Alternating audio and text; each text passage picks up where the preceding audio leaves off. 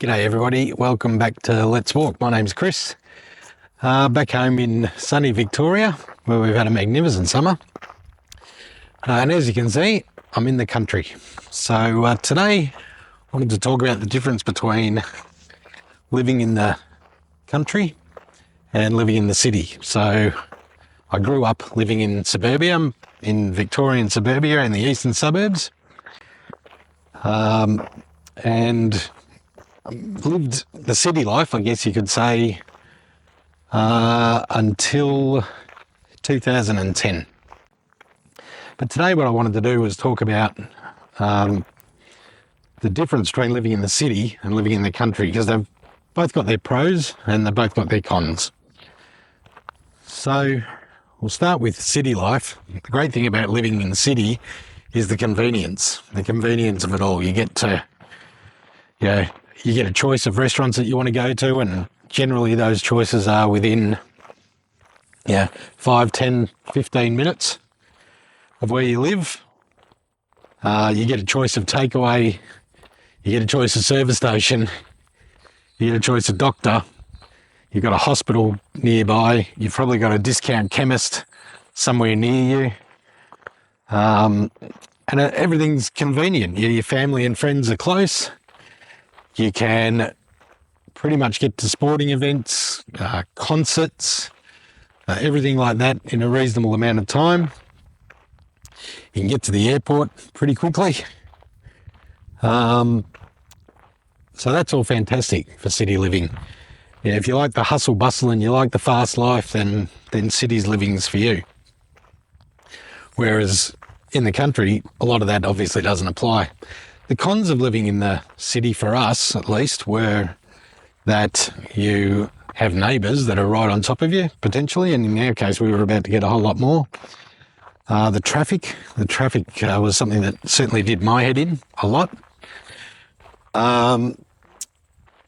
And probably safety would be the other thing that I would say. It doesn't feel as dangerous out here in the country as it did in the city. We're probably feels like we're 20 years behind. We can still leave our door unlocked and not panic, and leave the keys in the car at night and not think 2 a.m, oh God, I've left the keys in the car, I better go out and check that. So there's the safety aspect as well.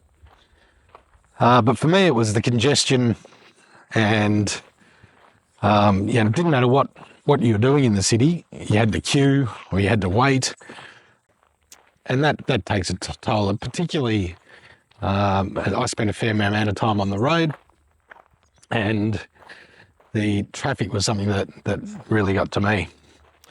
So we made the choice to move to the country, a small town, only 1,500, 2,000 people live in the little town that we're in. And that's got its pros and it's got its cons, just like living in the city. So the pros are that you feel a little bit more free. We've got an acre, we've got post and wire fences, so you feel connected to your neighbours who are just far enough away for you not to see them all the time. But because there's like-minded people living in our street, you tend to get to know them probably a little better than I did in suburbia. And we've made some really, really good friends in our little estate and in our town. It's more a sense of community than city in the town that we live in. There's typical country town. There's one footy team. There's not really a cricket team, not a junior cricket team anymore anyway. There's the netball, there's the pub. So there's a community feeling, and people are quite proud of where they ended up choosing to live or where they grew up and still live. So there's a lot of pride still in the town, which is something that I didn't really see much in suburbia. That pride's, important. The other pros are that you get to know a lot of people in the town, which is fantastic. But as I said, this is that sense of freedom. But there are some cons, and the cons are, in our little town, we have one local supermarket, one OGA. So you're limited for choice. Our town doesn't have a butcher, unfortunately. There are butchers not too far away from where we are, but our town doesn't have a butcher. And the IGA is limited for choice, and what is there tends to be a lot more expensive. So for us, it's probably a 20 to 25 minute drive to the local supermarket. If you wanted to go to a Coles or a Woolies, be about 20, 25 minutes. And of course, you're limited in your choice of takeaway. Our little town at the moment, just make sure I don't get run over, our little town at the moment has a tiny little pizza shop and a little Chinese takeaway place only, no restaurant, and a couple of little cafes and one very small restaurant, and the pub. And really, if you're going out for a meal in our town, you're pretty much going to the pub. And if you're going out for brekkie, you're going to one of the two cafes. I think it's one now, actually, in our town.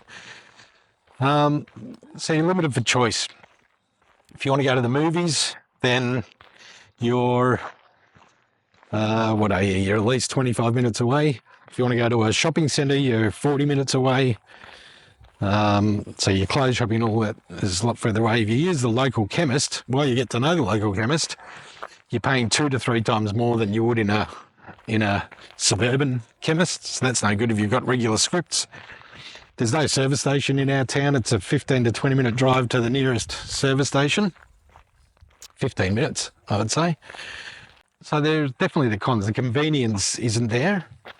There's nothing more frustrating than driving down to the IGA to pick up something you just need really quickly to do dinner and they haven't got it. So now you know it's a 45-minute round trip to Woolies and Coles. That's just to run in, grab one thing and run back out. But, yeah, there's payoffs for that as well. And the payoffs, like I've said, are the freedom and the space and the sense of community that you have in a country town compared to what you have in city. And I often say it's city versus community. That's the way I see it. So cost of living in the country, it's cheaper to buy a house in the country. Rates are, I would suggest, probably a little dearer in the country than they were in the city, only because you're on a bit more land. The internet's not as good. We certainly were a long way behind getting fast internet and things like that. Services are a little more restricted. Where we live, we do have sewer, which is great, so we don't have to rely on septic.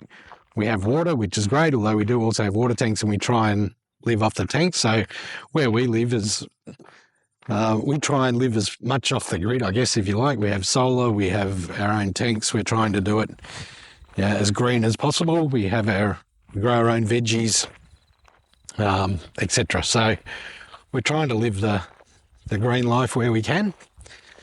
But when the water runs out in the tanks, we can at least turn the pump off and flick it over to mains. So country versus city growing up, what I would say for the kids is they've loved moving from the city to the country. There's pros and cons in that. They have to get the bus. They had to, when they were going to high school, had to get the bus to school. That was meaning they were out the door at before 7:30 for a 8:50 start. It's going to turn around and walk back up the hill because the wind's blowing right in my face, and that's probably not going so well for you guys. So and they weren't getting home till probably, school finishes at 3:20. They're getting home at 4:30 sort of thing. So that's not as good. And the choice of schools are very, very limited. There's a couple of Catholic schools, one private school and the high school.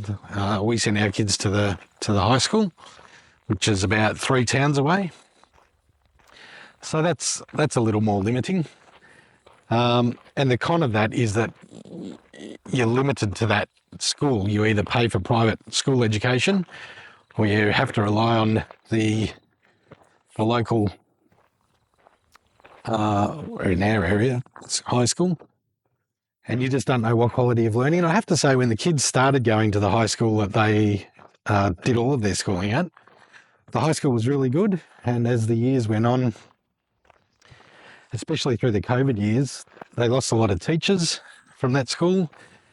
And in the last year, when they're doing VCE maths, that VCE maths teacher was also the Year 7 maths teacher, and the Year 7's got priority. So our kids doing VCE would actually sit in the class without a teacher because that teacher had to prioritise the Year 7 class that was on at the same time. So we ran into a few things like that.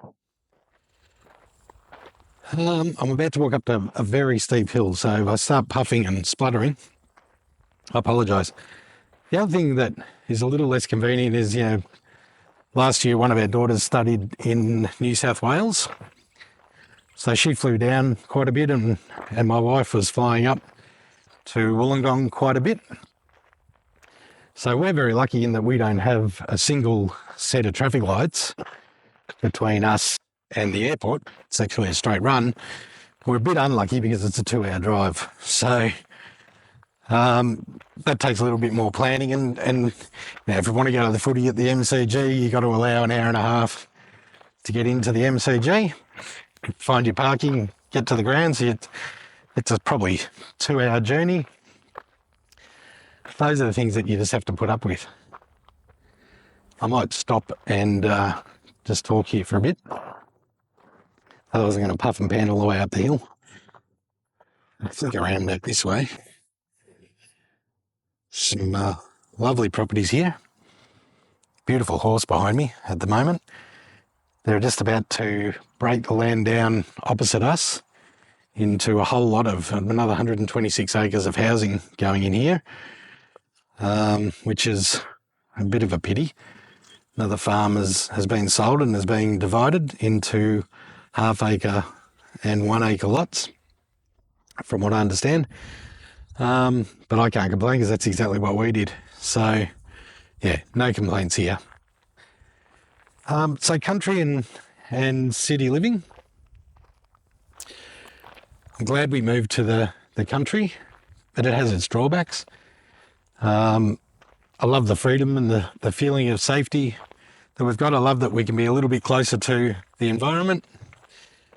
What I don't like is what ended up being a really long commute to work, 3 hours in the car every day, and the distance that you have to travel to get the simplest of things sometimes. Like I said, there's nothing worse than getting down to the IGA and you're just after a bag of flour or whatever you're after and they're out. Or a dozen eggs. You can't get eggs anywhere at the moment.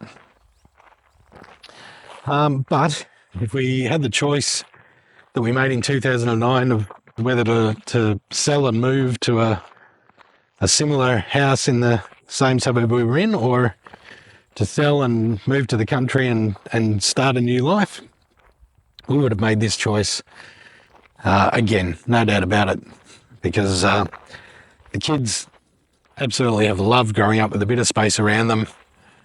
They love the freedom, and I'm sure that they will now be country kids going forward. I doubt very much whether they might eventually move into the city, but I'm sure at one stage they'll move back out and be country kids. All right, so city or country? I would choose country, but that's where I am. So thanks very much for joining me on my walk today. If you've got any questions or comments, please leave them down below. Cheers.